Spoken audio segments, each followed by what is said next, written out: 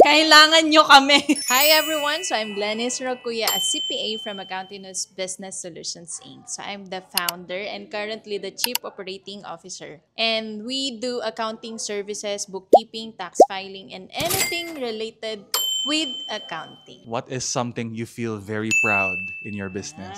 One of the proudest thing that I have as a business owner is most of our clients are still our clients since day one. Woo! And aside from that, most of our employees are still our employees since day one. So very ironic since we're an accounting firm. Yung turnover kasi sobrang bilis. But to us, we're able to retain our employees up until now. Why should people go to your business? Of course, in Accountinus, we take care of the clients beyond what you can imagine. So we value the partnership, no? So we're not just your extension, we treat you as a partner. If there's a business who wants to know more about their data, what should they do? They need to follow Storyseller system kasi with their data analytics, for sure, you would know a lot about your business and you really need to avail their services.